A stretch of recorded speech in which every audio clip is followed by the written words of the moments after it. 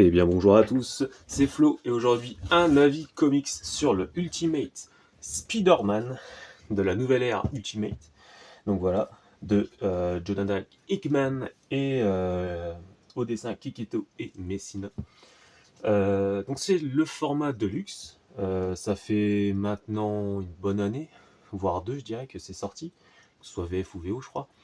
Et moi j'attendais en fait un plus grand format parce que l'édition softcover avec les différentes séries ne m'intéressaient pas spécialement. Et du coup je suis très content que ce format de luxe soit sorti. Et, euh, et c'était quand même, somme toute, assez intéressant. J'ai essayé de me faire spoiler le minimum possible. J'ai réussi jusqu'à ma lecture, on va dire. Donc ouais, globalement, je savais pas trop à quoi m'attendre. Donc, une nouvelle refonte de l'ère Ultimate. J'ai lu Ultimate Spider-Man avant Ultimate. Alors, je crois que c'est Ultimate Invasion, non? Voilà, il y a un autre Deluxe qui est sorti quasiment le même jour. À l'époque, c'était sorti en 100%, et là, il ressort en Deluxe, que je vais avoir. Donc, pareil, il n'est pas arrivé aujourd'hui, là, à l'heure où je vous fais la vidéo. Je ne l'ai pas reçu encore, mais ça devrait pas tarder. Du coup, j'ai lu ce Ultimate Spider-Man avant. J'ai pas été perdu, hein, je vais pas vous mentir. Et puis en plus, voilà, quoi. C'est un nouvel univers, comme on dit. Spider-Man, globalement, on connaît. On n'est pas perdu. On n'est pas perdu. Alors, qu'est-ce qu'on a? Tout simplement, on a les 12 premiers numéros de cette série. Donc voilà. Et du coup, on a juste Marco Kiketo qui fait une bonne moitié. Et du coup, David Messina qui fait 4 numéros. Alors, il y avait deux covers. Peut-être soit celle-ci, soit celle-ci. Parce qu'en fait, il y a quasiment les. Voilà, c'est la cover du numéro 12. Je vais parler globalement de l'histoire et je vais m'arrêter au troisième chapitre de ce Deluxe au niveau des pages. Parce que j'ai pas envie non plus de vous spoiler, parce que ça serait quand même dommage, quoi. C'est comme pour les Absolute Batman et tutti quanti. Ça reste une relecture assez sympathique. Où est-ce que ça va nous mener? Je sais pas trop.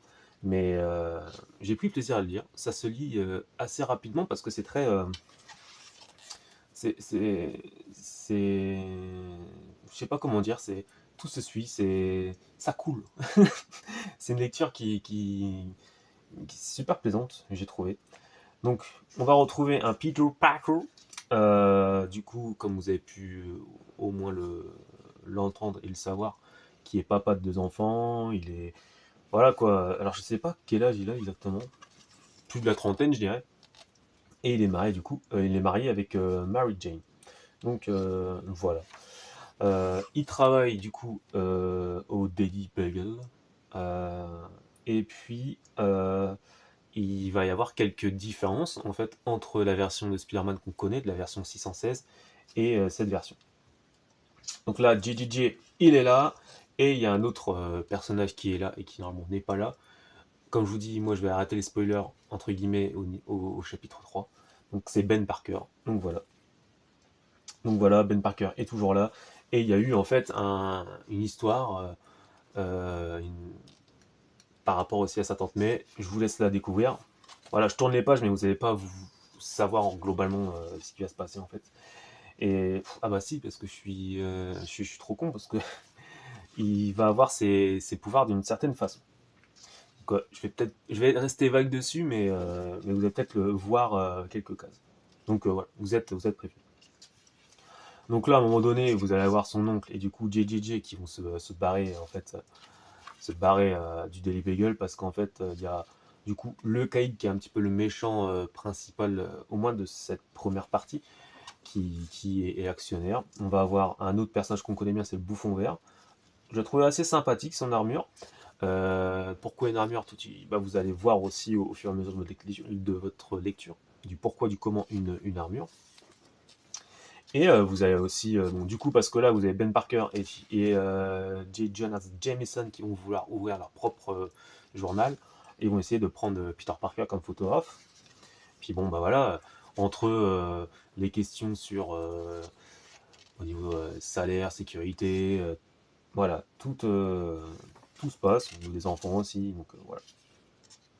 En fait, c'est bizarre parce que même il y a un petit parallèle pas avec moi en ce moment personnellement, mais je pense avec beaucoup de personnes, on se dit est-ce que je suis vraiment à ma place, professionnellement parlant ou personnellement parlant, qu'est-ce que j'ai pas osé faire avant et que j'ai envie là. Donc là, bim, il va avoir accès à ses pouvoirs parce que un personnage très connu de l'univers Marvel va venir et va lui dire oh t'as perdu je crois qu'il dit entre 20 je sais pas si c'est 10 20 ou 30 ans. Pour moi ça doit être 20 ans. Il me dit t'as perdu 20 ans de ta vie, tu devais être une autre personne, est-ce que tu veux retrouver ces années entre guillemets perdues, et puis il donne la possibilité de devenir ce héros du coup Spider-Man quoi, qui au début a un costume noir, pas le fameux costume noir mais un costume noir, très belle couverture, mais au fur et à mesure il va trouver après son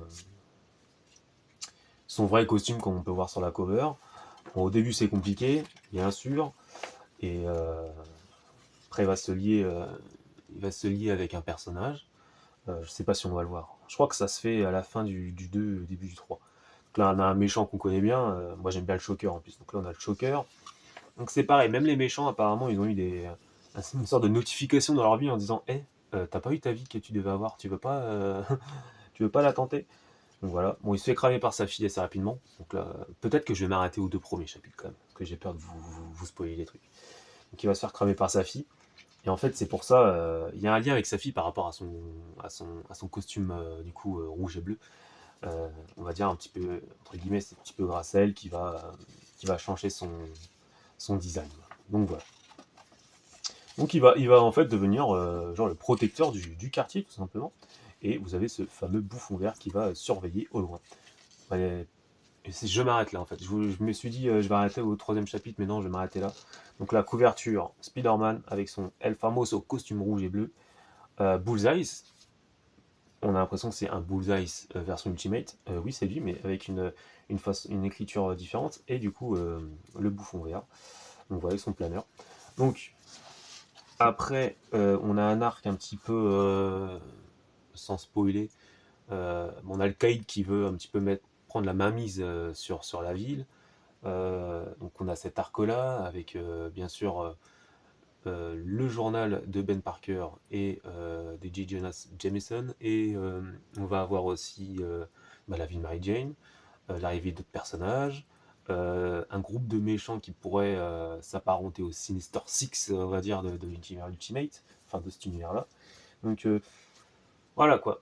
Globalement, du début jusqu'à la fin, on a un an d'histoire parce qu'en fait chaque chapitre c'est un mois différent, un mois dans l'année. Donc là on a une année qui est passée, une année en tant que Spider-Man, et j'ai trouvé ça vraiment très plaisant. De ce que j'ai compris, ça s'arrêtait au numéro 24 en VO, entre guillemets bien sûr pour l'instant, au moins l'ère Hickman on va dire s'arrête au numéro 24. Donc ça nous fait minimum de Deluxe. Euh, donc moi ça me plaît pour l'instant. Pour l'instant je suis pris. Les différences entre cet univers Ultimate et l'univers 616, il y en a quelques-unes bien sûr, mais c'est pas flagrant. C'est pas non plus flagrant, et on se tape pas le cul, voilà, on va pas tomber, on va pas tomber de notre chaise quoi. Mais ça reste plaisant à lire. C'est, j'ai dû le déjà dire, mais c'est ce qu'on aurait quand même voulu avoir dans l'univers, dans l'univers 616, dans la timeline qu'on connaît. Mais voilà. Ils prennent des risques, mais pour moi, c'est des demi-risques parce que c'est un univers parallèle, une autre terre. Mais voilà, c'est tenté, j'aime bien. J'avais lu un petit peu en parlant de Spider Family, et je crois que c'était celui de Ryan Otley ou je ne sais plus qui. Il y avait 2 Deluxe aussi où c'était Spider-Man, et en fait il y avait Mary Jane et puis je crois que c'était sa fille. Donc je crois que c'était May ou Mayday, je me rappelle plus. En fait c'était une Spider Family, ils avaient chacun des pouvoirs, et j'avais trouvé ça sympathique. J'ai vraiment trouvé ça sympathique. Donc là on n'a pas non plus une Spider Family parce que c'est que Spider-Man, c'est que Peter Parker, mais c'est bien voir au moins comment ça fonctionne aussi entre eux hein, dans ce groupe.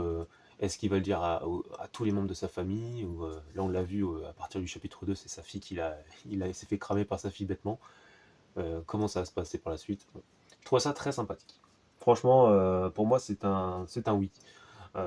Est-ce que je vais aller sur toutes les versions Ultimate qui vont sortir. Le Ultimate Invasion, comme je l'ai dit, il va arriver. Donc celui-là, oui, il me tentait beaucoup, mais c'était le format 100% qui me plaisait pas. Donc je suis content qu'il ait ressorti en Deluxe. Surtout qu'en fait, j'ai réussi à l'avoir au prix du 100%. Donc sincèrement, c'était bénéf.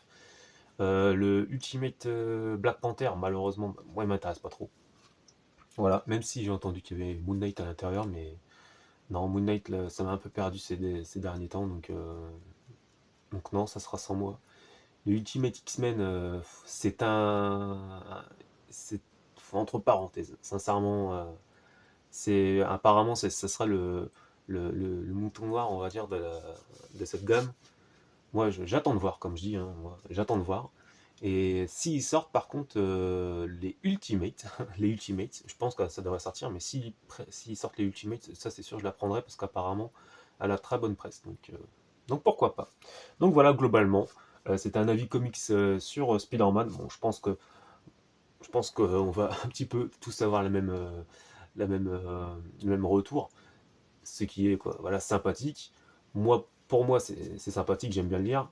Pour l'instant, je vois pas de gros chamboulements euh, autour de, autour de l'univers Spider-Man. C'est du déjà vu. Il y a juste peut-être certains personnages qui ont switché de rôle, mais voilà, sans spoiler, c'est très bien, c'est bon, c'est très bon. Voilà quoi. Pour l'instant, c'est bien. On va voir la suite, comment ça va se terminer. Mais et voilà, plaisant à lire. À voir ensuite si les risques vont être pris. Voilà, tout simplement. Donc si vous avez des questions, dites-le moi en commentaire. Si j'ai dit des conneries, vous pouvez me le dire en commentaire aussi. Mettez un j'aime. Et puis moi je vous dis à la prochaine pour un prochain avis comics. Salut.